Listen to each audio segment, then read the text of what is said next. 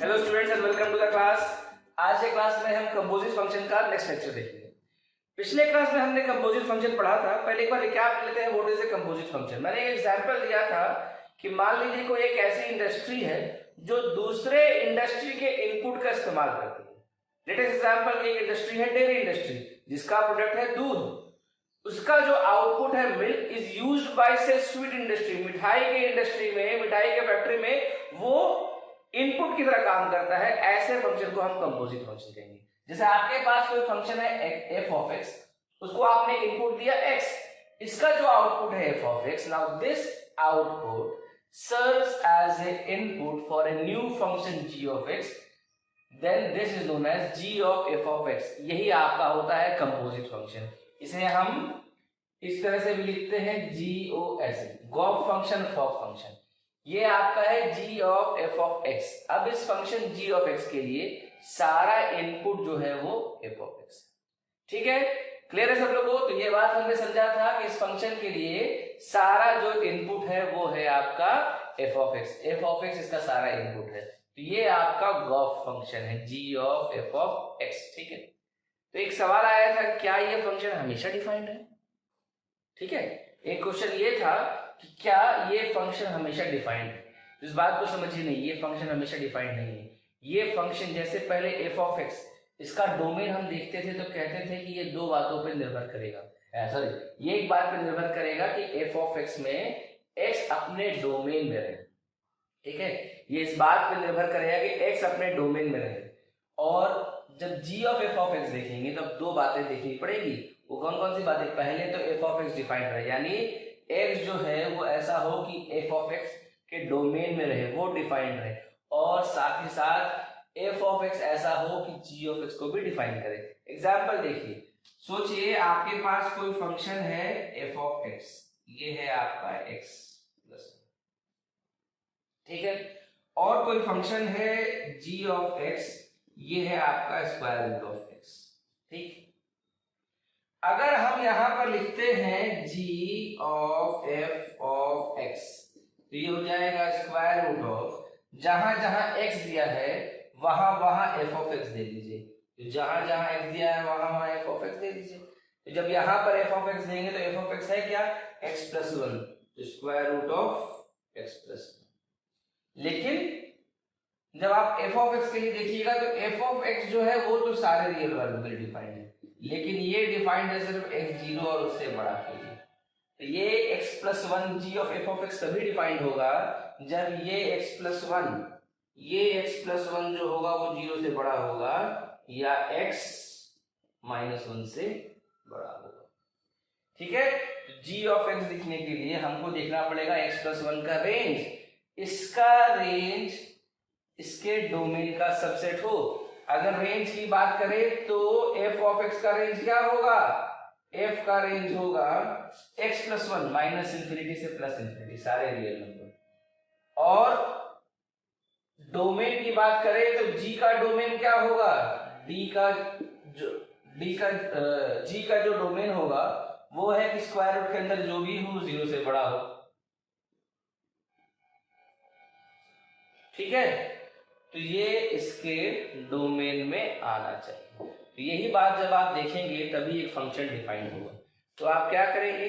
g of f of x में f of x का देखेंगे क्या?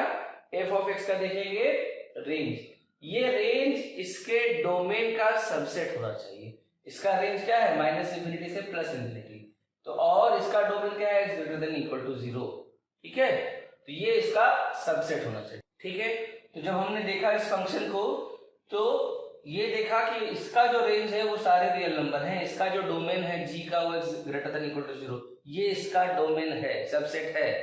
ठीक है, तो जब इसका रेंज इसका सबसेट है तो अब ये सिर्फ x greater than equal to 0 के लिए ही डिफाइंड होगा। और फिर हम इन दोनों को सॉल्व करेंगे और इनका इंटरसेक्शन ही बताएगा फंक्शन कब डिफाइंड है। ठीक है, इस पे चर्चा हम लोग पीसवाइज फंक्शन में भी करेंगे। तो हमने ये समझा कि what is a composite function. Composite function के बारे में हमने क्या समझा? कंपोजिट फंक्शन जो है वो फंक्शन ऑफ ए फंक्शन है। ठीक है, तो फंक्शन ऑफ ए फंक्शन में जब आप करते हैं g of f of x, तो f of x भी डिफाइंड होना चाहिए और f of x का रेंज जो है g के डोमेन का सबसेट होना चाहिए। जब ये दोनों बातें होंगी तब आप कहेंगे एक फंक्शन जो है composition of peace wise function. इसी पे पिछला क्लास हमने छोड़ा था कि पीस वाइज फंक्शन का कंपोजिशन देखना है। तो इसका क्या मतलब है? पीस वाइज फंक्शन का मतलब है कि फंक्शन जब दो अलग अलग रेंज में इस तरह से डिफाइंड हो कि मान लीजिए कि एफ ऑफ एक्स जो है ये एक्स है, कब? जब एक्स जो है वो 0 से 2 के बीच में, और मान लीजिए एक्स स्क्वायर प्लस 3 है, कब? जब एक्स 2 से बड़ा हो। ठीक, इस तरह के फंक्शन को हम पीस वाइज फंक्शन कहते हैं। इसका कंपोजिशन जो है हम देखेंगे, एक क्वेश्चन से देखते हैं। ये एक बहुत इंपॉर्टेंट है, इसको अगर आप समझ जाएंगे तो इस फंक्शन का, इस टाइप का सारा composition of peace wise function आप कर लेंगे। आपको इस क्वेश्चन में निकालना है g of F of x. कह रहा है कि आपको g of F of x निकालना है। इसमें आपको निकालना है g of F of x. g of F of x निकालना है तो हमने क्या लिखा? g ऑफ एक्स क्या है? 2x और 3 माइनस एक्स। इसको आप लिख देंगे 2 एफ ऑफ एक्स और 3 माइनस एफ ऑफ एक्स। ठीक है, जहां जहां x दिया था ना, जहां जहां x था वहां वहां पर आप एफ ऑफ एक्स रख दीजिए। ठीक है, बात समझ आ रही है? तो जहां पर x था वहां पर हमने एफ ऑफ एक्स रख दिया। अब लेकिन क्या है, दोनों बात ही रखिएगा। क्या क्या रखिएगा? यहां पर क्या था कि ये तभी डिफाइंड है 2f(x) तभी g ऑफ x होगा जब x जो है वो -1 से 1 के बीच में होगा। तो आप इस तरह से लिखेंगे कि f ऑफ x जो है वो -1 से 1 के बीच में होगा। और क्या है, 3 माइनस एक्स तभी होगा जब x f ऑफ x 1 के बीच में होगा। ठीक है, अब उसके बाद देखिए f ऑफ x का भी दो कंडीशन होगा। f of x x plus 1 भी हो सकता है और f of x x square भी हो सकता है। तो जब हम यहां से इसको देखेंगे तो ये हो सकता है 2f ऑफ x यानी 2x प्लस 1, और हो सकता है 2x स्क्वायर। ठीक है, लेकिन 2x स्क्वायर कब होगा ये बताइए? ये 2x स्क्वायर तब होगा जब x 0 से बड़ा होगा, और 2 इंटू एक्स प्लस 1 तब होगा जब x 0 से छोटा होगा। ठीक है, तो अब इन दोनों ही कंडीशन को देखेंगे कि f ऑफ x जो है वो -1 से 1 के बीच में हो। ठीक है, और x जो है वो <0। तो अब इन दोनों ही कंडीशन को समझने की बात है, इसको ध्यान से समझिएगा। देखिए, अब हम लोग को क्या प्रयास करना है कि ये जब 2 इंटू एक्स प्लस 1 है, जब ये 2 इंटू एक्स प्लस 1 है तो आप इसको ऐसा करिए, तो इस फंक्शन को देखिए हमने ऐसा रख लिया कि जो g of F of x है, एफ ऑफ एक्स भी जो है वो x प्लस 1 भी है और x स्क्वायर भी। x प्लस 1 कब है? जब x 0 से छोटा है। x स्क्वायर कब है? जब x 0 से बड़ा है। तो जो पहला कंडीशन था कि g of F of x, g of x जो है वो दिया हुआ था एक बार 2x और एक बार दिया हुआ था 3 माइनस एक्स। तो एक बार x प्लस 1 के लिए 2x था, तो यहाँ पर x जो था, ठीक है, वो -1 से 1 था। लेकिन अब ये x नहीं होगा, ये आप समझिए कि ये यहाँ पर हमने लिख दिया है f ऑफ x। ठीक है, तो ये x f ऑफ x जो है ये x प्लस 1 लिख दिया, तो x जो है वो -1 से x प्लस 1 -1 से 1 के बीच में होगा, x लेस देन 0 होगा। और यहाँ पे जब 2 ऑफ x स्क्वायर कर दिए 2x स्क्वायर, तो ये तो पता है ना कि x जो f ऑफ x है, देखिएगा ध्यान से, यहाँ पर f ऑफ x है, ये f ऑफ x -1 से 1 के बीच में होगा और x 0 से बड़ा होगा। तो हमने इसका चारों का स्टेप लिख दिया। अब असली काम जो है वो गुरु इसको सॉल्व करना है कि नहीं? सही बोल रहे हैं कि नहीं? असली काम जो है वो इसको सॉल्व करना है। ठीक बोल रहे हैं कि इसको सॉल्व कर लीजिए, ये वाला हो गया है। तो अब हम एक एक करके, तो सबसे पहले देखिए हम इसको सॉल्व कर रहे हैं।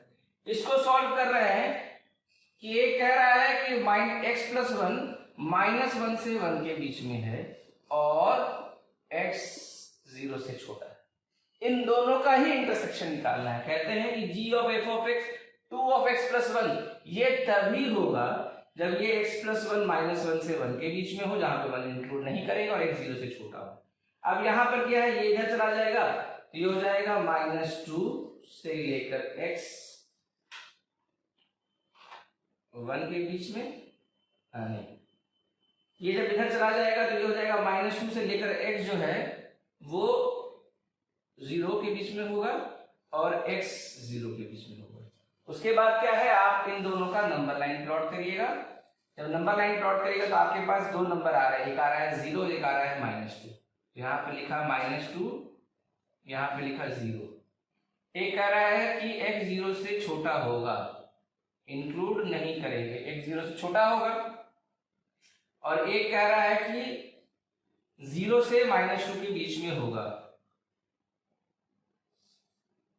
तो ये वो रेंज है जिसमें दोनों ही डिफाइंड है कि 0 को छोड़ते हुए 0 से लेकर -2। तो पहले वाले केस का हमने देख लिया, पहले वाले दोनों का इंटरसेक्शन देख लिया, -2 से x जो है वो 0 के बीच में है।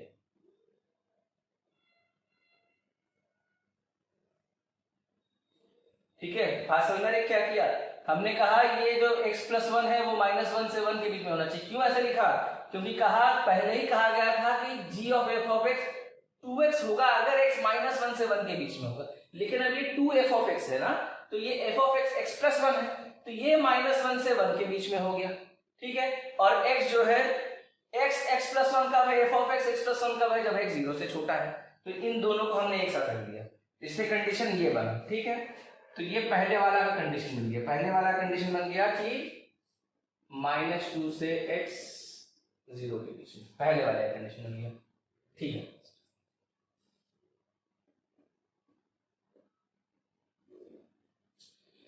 ये पहले वाले का कंडीशन बन गया कि -2 से जो x होगा वो 0 के बीच में होगा। अब ये जब दूसरा वाला सॉल्व करेंगे, दूसरा वाला सॉल्व करेंगे, कह रहा है कि -1 से x²। अब दूसरा वाला सॉल्व करिए, ये कह रहा है कि x² -1 से 1 के बीच में होगा और x 0 से बीच में होगा। इसका कोई मतलब है क्या, x² -1 से बड़ा होना चाहिए। अगर x रियल है तो x² हमेशा -1 से बड़ा होगा, तो इसका कोई मतलब नहीं। तो ये बचता है सिर्फ कि x² 1 से छोटा हो और x 0 से बड़ा हो। x² 1 से छोटा, मैंने आपको बताया है, अगर x², ध्यान से याद रखिएगा, x² अगर a² से बड़ा होगा तो x a से बड़ा होगा या x -a से छोटा होगा। x² a² से छोटा होगा तो ये x जो होगा वो -a से a के बीच में होगा। क्या बताया है, x² अगर a² से बड़ा है तो x जो है या तो a से बड़ा होगा या -a से छोटा होगा। और अगर x² a² से छोटा है तो x आपका -a से +a के बीच में होगा। तो यहाँ पर x² > 1, तो यहाँ पर x आपका हो जाएगा -1 से लेकर 1 के बीच में, और x जो होगा वो होगा 0 से बड़ा। ठीक है, अब नंबर लाइन प्लॉट करिए। नंबर लाइन प्लॉट करिएगा तो पॉइंट लिख रहे हैं -1 और 1, एक पॉइंट लिख रहे हैं 0। एक कह रहा है कि -1 से 1 के बीच में लीजिएगा, एक कह रहा है कि नहीं 0 से बड़ा लीजिएगा। तो इन दोनों की जब बात होगी तो कहा जाएगा कि x जो है वो 0 से लेकर 1 के बीच में होगा, जहां पर 0 इंक्लूड करेंगे और 1 को इंक्लूड नहीं करेंगे। तो ये आपका हो जाएगा 0 से लेकर 1 के बीच में, ये आपका हो जाएगा 0 से लेकर 1 के बीच में। तो पहले वाले का कंडीशन आया कि x -2 से 0 के बीच में होगा, दूसरे वाले का कंडीशन आया कि x जो है वो 0 से 1 के बीच में होगा। तो असली काम ये नहीं है, याद रखिएगा, कंपोजिट फंक्शन निकालने में ये वाला निकालना नहीं है असली काम। असली काम इस रेंज को देखना है कि किस रेंज में ये फंक्शन ऐसा होगा। तो हमने देख लिया एक -2 से 0, फिर देखा 0 से 1। ठीक है, ये देखिए तीसरा केस देखेंगे। तीसरा केस x+1, ये आपका 1 से बड़ा है और x 0 से छोटा है। x+1 बड़ा है तो इसका क्या मतलब है कि x 0 से बड़ा है और x 0 से छोटा है। यहाँ पे हमने लिखा 0। एक आदमी कह रहा है कि x जो है वो 0 से बड़ा हो, 0 होते हुए, और एक आदमी कह रहा है कि x 0 से छोटा हो। यही केस का मैं इंतजार कर रहा था। देखिए यहाँ पर इसमें क्या है कि कोई ऐसा पॉइंट नहीं है जिसमें दोनों लोग सहमत हो। एक 0 भी पॉइंट है तो ये कह रहा है कि चलो 0 तक तो मैं आ जाऊंगा, ये कहेगा नहीं मुझे 0 भी पसंद नहीं है। तो यहाँ पर इन दोनों में कोई भी कॉमन इंटरवल नहीं है। जब कोई भी कॉमन इंटरवल नहीं है तो आप कहेंगे इनका जो पॉइंट ऑफ इंटरसेक्शन आ रहा है वो क्या आ रहा है, फाई आ रहा है। हमारे पास कोई ऐसा वैल्यू नहीं है जिसमें दोनों ही फंक्शन डिफाइंड हो। ठीक है, तो यहाँ पर फाई आ जाएगा, यानी इसमें अब कुछ नहीं होगा, इसमें अब कुछ नहीं होगा, ये फाई हो गया, ये देखिए ये फाई हो गया, ये काट दिया हमने, इसमें कुछ नहीं होगा। तीसरा केस देखते हैं, एक्स स्क्वायर 1 से बड़ा हो और साथ ही साथ एक्स 0 से बड़ा हो। तो एक्स स्क्वायर 1 से बड़ा हो, तो अभी मैंने बताया एक्स स्क्वायर 0 1 से बड़ा, ऐसा क्या मतलब है कि एक्स माइनस 1 से छोटा या एक्स प्लस 1 से बड़ा, और साथ ही साथ एक्स 0 से बड़ा। तो हम अब इनका इंटरसेक्शन देंगे। एक्स स्क्वायर 1 से बड़ा है, तो या तो x जो है वो माइनस 1 से छोटा हो या x 1 से बड़ा हो, और साथ ही साथ x 0 से बड़ा हो। तो आप यहाँ नंबर लाइन प्लॉट पर आएंगे, -1 1 और 0। जब नंबर लाइन प्लॉट पर आइएगा तो एक आदमी कह रहा है कि -1 से छोटा ले लीजिए या 1 से बड़ा ले लीजिए, एक आदमी कह रहा नहीं था 1 से 0 से बड़ा लेंगे। तो 0 से बड़ा लेंगे तो इसमें देखिए ये कॉमन एरिया है, इस एरिया में तो आप लिखिए कि x 1 से बड़ा होना चाहिए। तो चौथा केस जो है वो 1 से बड़ा का है। तो फिर से वही बात बोल रहा हूँ, बड़ा खेल ये नहीं है, ये बड़ा खेल नहीं है, बड़ा खेल इस इंटरवल को समझने का है। अभी हम एक और एग्जांपल देखेंगे फॉग x का भी, वहां भी इनको समझने का प्रयास करेंगे। तो इन इंटरवल्स का हमने इंटरसेक्शन लिया, तो पहले से आया कि x जो है वो -2 से 0 के बीच में होना चाहिए, दूसरे में 0 से 1, तीसरा में कोई सहमति नहीं बनी, चौथे में 1 से बड़ा। तो जब हम अब फाइनली अगले स्टेप पर जाएंगे तो हम इन्हीं 3 फंक्शन को एज इट इज लिख देंगे और ये इंटरवल लिख देंगे। तो फाइनली जो आपका g ऑफ x है वो क्या बनेगा,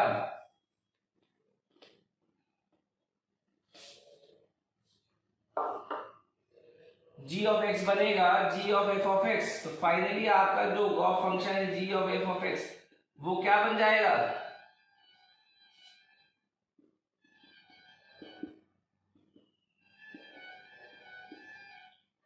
2x प्लस 2 -2 से 0 के बीच में। ठीक है, 2x स्क्वायर कब, 0 से 1 के बीच में, और 3 - x स्क्वायर कब, x 1 से बड़ा है।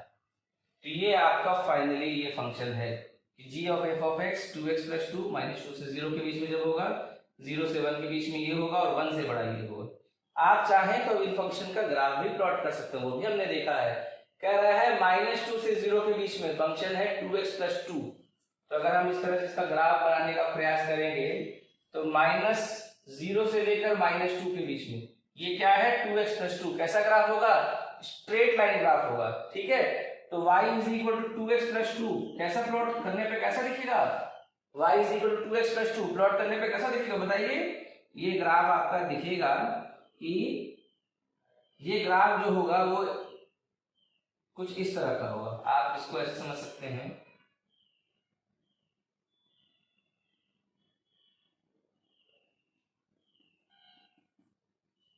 y is equal to 2x plus 2 ये ग्राफ कैसा दिखेगा, इसको थोड़ा सिंप्लीफाई कर x पे काटेगा -1 और y पे काटेगा 2। ठीक है, तो y पे काटेगा 2 और x पे काटेगा -1। तो x पे काटेगा -1, y पे काटेगा 2, और 0 से 2 के बीच में ही देखना ही है।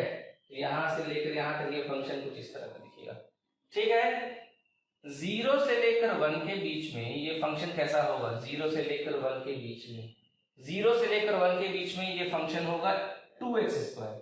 तो जैसे ये आपका 0 से लेकर 1 के बीच में ये फंक्शन इस तरह से x स्क्वायर होता, तो x स्क्वायर नहीं होकर 2x स्क्वायर होगा।